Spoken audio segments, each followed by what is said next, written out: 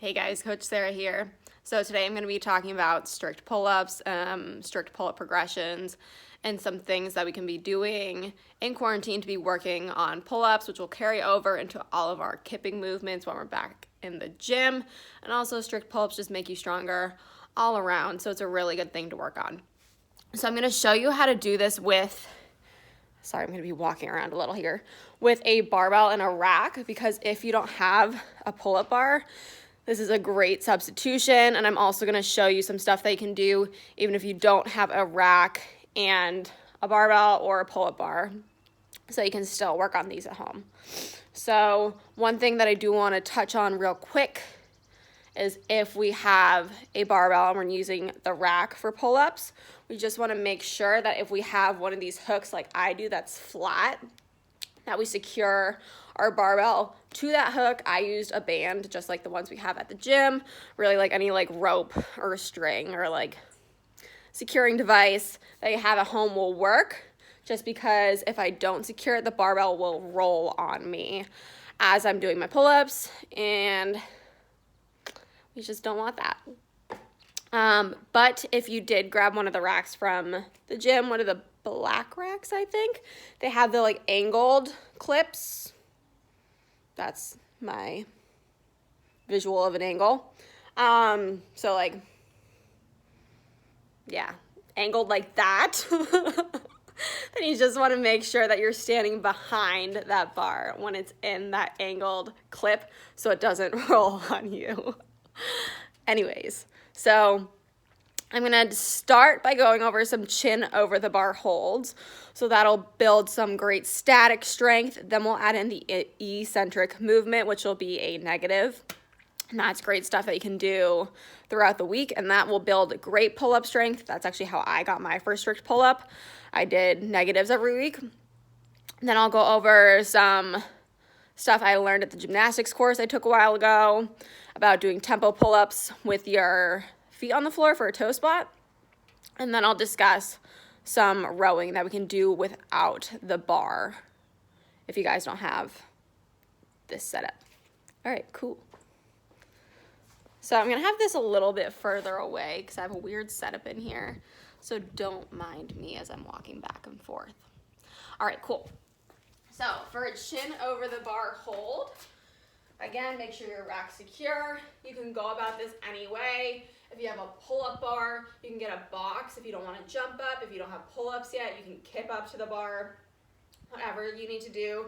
I know we've done these in classes a lot, but you just want to make sure that you have knuckles over the bar so you have that nice, tight, secure grip. You're active with the scap, so shoulder blades are down and back, belly's tight, and then you literally just take your feet up and you're just going to hold. So hold as long as you can. A good goal is around 5 seconds there. But again, the longer you can hold, the better you're going to be at them. So even like upwards of 7 seconds is really great.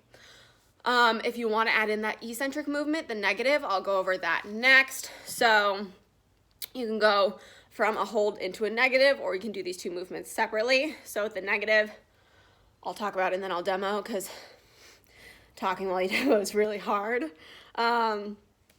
But you start in that position, in that chin over the bar hold, nice and active with the scaps, pulling back. You think of your elbows and your arms close to your body, so everything's pulling down and back rather than just pulling from the arms. You start in that position and you're slowly lowering yourself down. But the key here is to make sure that we are evenly lowering ourselves. So you don't want to do like super slow and controlled at the top and then just like drop to the bottom, or vice versa. We don't want to drop from the top and then just control the bottom. The goal is to be even throughout. So again, good goal here is like 5 seconds, but the longer you can make that movement, the stronger you're gonna be in it. So I'll demo that real quick. So again, starting in that chin over the bar hold, belly's tight, holding, then 5, 4, 3, 2, 1, till you're fully extended. So if you guys are trying to figure out how to incorporate these into your training, a good method is to do it 3 days a week so that you get rest days in between, because you want to give your muscles rest so that they can adapt positively to the training that we're doing. So you can do like Monday, Wednesday, Friday, just like maybe 3-ish sets of maybe like 3 to 5 negatives. You can like take time in between those sets, go do other stuff. If you work or something, which I know a lot of you do, you guys can do like a set in the morning, then do whatever your like morning situation is, and then maybe your lunch break, do another set, then maybe you're like right before dinner, do another set. So they don't have to be consecutive, but a good way to like integrate some good strict pull-up work without having to dedicate a ton of time to it, but still remaining consistent. So next thing I'm gonna go over is some tempo pull-ups using a toe spot on the ground. So this is great, especially if you wanna work the range of motion deeper than chin over bar. So if you wanna go down and work that chest to bar strict pull-up, but you don't quite have that range of motion yet, this is a great way to add in tempo training without having to use bands or anything like that if you guys don't have that type of stuff at home. So I'll show you over here. I'm gonna show you up. I'm gonna stand on those plates because I'm real short. That bar's too tall. But again, we'll have a similar setup, knuckles over that bar, same activation with the scaps, where you're gonna control both the pull and the negative. So I'll show that real quick. So in the setup, you guys are going to be on your knees, underneath the bar. Again, toes behind you, underneath your butt, you're directly under that bar, knuckles over. And we want to start, the goal is to be able to do pull-ups from a hollow position.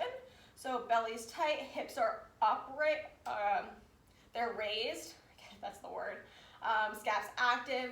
You guys are initiating by pulling, trying to use the toes as little as possible. Again, elbows come close to the body, and then lowering as slowly as you can, trying to use as much strength as you can. So I'll do it one more time, pulling, just the toes stay down, then lowering, using as much strength as you can there. So again, another great option. So next I'll go over rowing. So we can do some horizontal rowing where we keep the bar attached to the rack, and then I'll go over some rowing that we can do with dumbbells and without a rack or any of that equipment if we don't have any of that. So if we are doing some horizontal rowing, again, this bar is too tall for me, so I'm going to move some plates out to prop my feet up on.